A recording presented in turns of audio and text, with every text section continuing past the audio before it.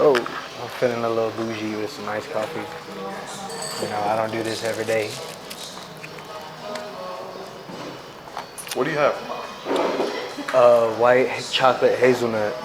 Sounds delicious. That's pretty good. I will eat them more now than I did before because you take it for granted when you restrict it, you know? Mm-hmm. Stuff. That sounds so nice. Yeah, It sounds How old are you, bro? 26. Oh, okay. Yeah, you're almost there. You're 20. I like that. So, when did you start cutting hair, bro? So I started cutting hair about four or 5 years ago. And it's crazy because I was stationed out here. I was in the Army, and I was stationed out here, and I was getting cut by Eric. And I met you for the first time. Probably don't even remember, but I used to get cut early in the mornings on Fridays.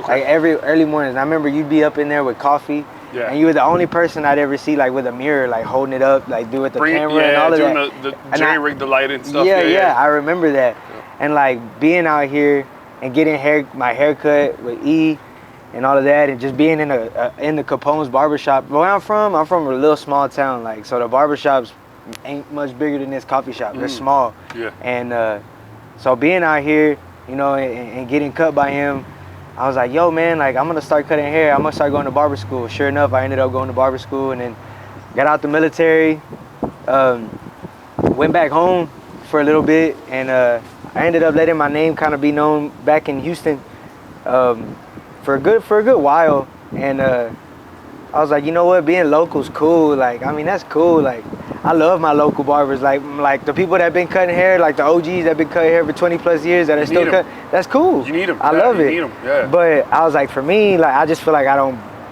particularly belong here. You know what I'm saying? Yes. Like, so I was like, you know what? Like, where's the other place I could go to? And I remember like, oh, El Paso, like, it's dope out there. That's where the haircuts is popping at. Like I had clients in the military. Well, just friends in the military that were still in that I knew I could build off of when I got back out here. So I was like, all right, let me come out here. And then sure enough, I started, you know, building with them and building with other people. And what age were you when you decided to come out to El Paso? What was that? I was like 22. Yeah, okay, yeah. cool. So I came out here by myself. Gotcha. I actually came out here with my little brother, and we were living in the Northeast for a little while by ourselves.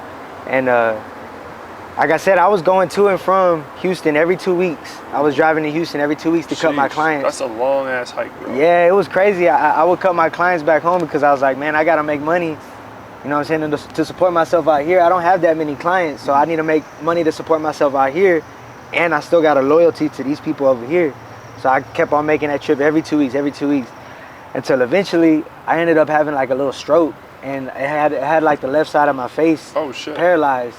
It's because I was driving so much and I was going to and from, and I wasn't sleeping. And bro, it was bad. Like I wasn't drinking enough water, and like, yeah, it was really bad. So I stopped doing that, and I was like, well, you know what? I gotta do what I gotta do here. You know what I'm saying? I gotta make it happen. So sure enough, yeah, I did. And then it, you know, that little 2,000 followers went to 5 went to 10, and then my client list went from 2 people to 10 people to 15 people. Did you feel like your back was against the wall at that time? Yeah, definitely. I was like, I didn't know if I was gonna have to go back home to Houston or not, in which that was scary for me because I was like, I don't want to be no failure. Like I told everybody I was about to leave and I wasn't about to come back. Like I was about to do this thing the whole way, and I don't want to have to go back. And so it had me feeling a little like discouraged. Also, I was like, I don't know what to do no more. But now I feel like meeting more barbers out here and talking to more people and just seeing that I was getting more clientele and stuff was actually happening. I was like, I can't just let it go. Right, know? yeah. So, yeah, absolutely. So yeah, and here I am now, just still trying to do the same thing, trying to make it pop everywhere else. And that's good, man. That's cool. So yeah, 4 or 5 years in for sure. Yeah, but what I like about it, what you said was that you saw that you had to go and you had to move. Yeah. You had to do this, and you knew you had to do it. It wasn't like one of those, kind of sort of things. Like a lot of people, I feel like, and this goes throughout your whole life. I think it goes through your whole life. Is that there are times when you're scared to jump and scared to make a move, and you let fear dictate your choices instead. You're like, no, I need to do this. Like, I need to go. I need to make a move.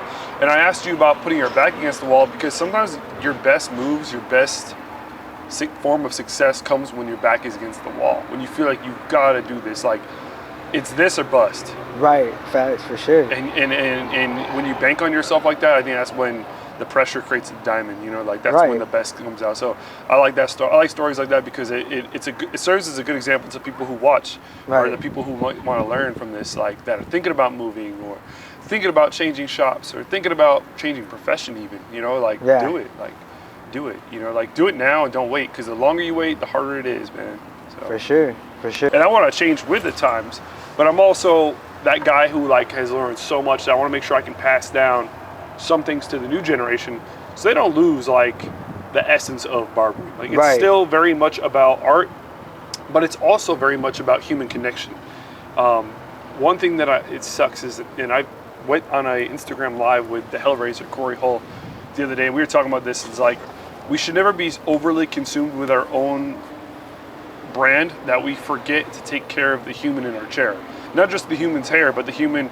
If they come in with a weird vibe, ask them if they're all right. Maybe a word of encouragement. Maybe something that we noticed about them. Maybe it's their kids. You know, maybe the kid's first day, you know, back to school. It's a back to school haircut, and he seems a little nervous. Like things like that go a long way. It could just be one sentence. It could be just, you know, giving him a free sticker or a free pomade or a comb and teaching him how to comb his hair. Little tiny things like that used to be like the old school way in the barbershop, and I don't think there's any reason why we can't do that anymore in today's modern barbering, I think. And that's the thing. I feel that, yeah. But that's the thing I see lacking in today's barbershops. It's just, I want to do a dope fade, take a photo, take a video, and now get the fuck out of my chair. Right, straight up. And it's like, all right, that's cool. Like, yeah, we need that, but we also need like to be sensitive enough to feel, because especially mental health right now is huge. Post-COVID, Oh, straight up. dudes it is. A lot are of people, struggling with their mental health right now. Me including, man. Like it's tough.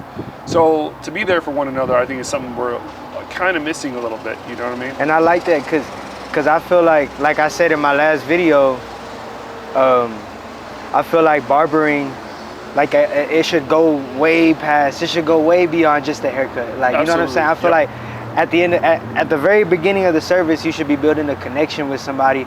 That way, it's not just about like, oh, I want to come get a haircut. No, I want to go see my homeboy. Yep. I want to go see my homeboy. Like, Yep. I'm gonna go chop it up with my Yep. dude real quick. You know what I'm saying? So it's like Building trust. yeah, Yep. and then the moment somebody feels like you're not giving that to them, I feel like they're not gonna Correct. gravitate. They can always go find another barber. Always, I can yes. always find Yep. somebody who can cut my hair good. There's a lot of good barbers out there, bro. But it's not a lot of people that can listen and that can like actually talk to you and make you feel. Do you feel like once you gain that connection with your client, do you feel like that client allows you to do your best work on their head? Because I feel like that's the same. I've noticed over the years, like if I build trust with the client will tell me whatever you think, bro. Like do whatever you think because I trust you. Yep, You know what I mean? Definitely. I feel like they also let me say if I have been cutting their hair and they've been doing a mid fade on them, and I'm like, you know what, bro? Like you're trying to let your hair grow out on the top. I think you should probably take it a little lower and let's do like a low fade. They'll accept my judgment. They'll be like, okay, cool, bro. Yep. Go ahead, do you. They And I'll trust. be like, bet, like, Yep. and I like that. It feels good that I'll be able to make people feel like that, and not make somebody feel like, oh, this dude's just wanting my money. You know what I'm saying? Like, yeah, absolutely, man. Professionalism. Yeah, man. What about you? Like, who are you sponsored by right now? So I'm sponsored by JRL. I'm sponsored by Crazy Bull. That's UK. Is that texture powder? Is that Yeah, what that is? texture Yep. powder, stuff like that. Barber Nova and Pulpo. Mhm. Pulpo sponsors That's a me. local beard. The beard Yeah, company the said, beard yep, they're company. Good dudes. And for me, it felt crazy because I had got my JRLs. My girlfriend had actually bought me my first pair of JRLs for my birthday, and it was around this time, around June last year.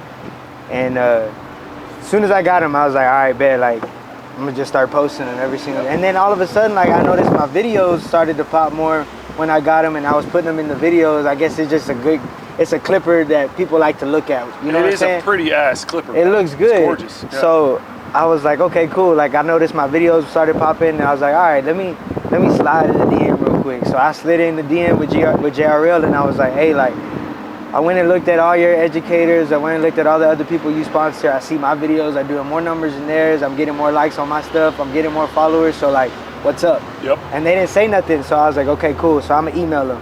Yep. So I hit them in the email. And then they got back to me and they were like, cool, like we'll send you out some stuff. And I was like, yo, like I actually cried. Did you? Yeah, That's I cried. awesome, man. I cried. That's good. So they sent me a bunch of stuff and I was like, damn, like got all my stuff, and then all of a sudden after that, boom, Barber Nova hits me up, and I was just like, whoa, like another company, like what the hell? That's like, dope. So yeah, no, it feels cool, and it feels good because, you know, like I said, I've only been doing this for about 4 or 5 years, and I know for a fact there's a lot of people that have been doing it for a long time that hadn't, you know, and haven't, yeah. So it feels good, and like I said, I try to remain as humble as I can, and I'm just like, you know, taking it all in. And but you did it the right way. That's why you deserve it, bro. You pursued it. When you got that clipper, you had like this vision of like, I need to make cool ass content with it. Yeah. And you chased it. And that's a lot of guys. It's like they don't have the ambition to go do that. And that's the issue. Is like they want to be sponsored, but they don't want to do the actual ground and pound grind of it. Like, and I'll be telling people all the time, they're like, how'd you get sponsored? And I'll tell them as simple as this. Post content and use that, and then here they go. I'll see they posted something. 2 weeks later, they'll post something else. I'm like, 2 weeks? Like, that's like a huge gap, bro. Like, if you want to get sponsored, you got to be like every day.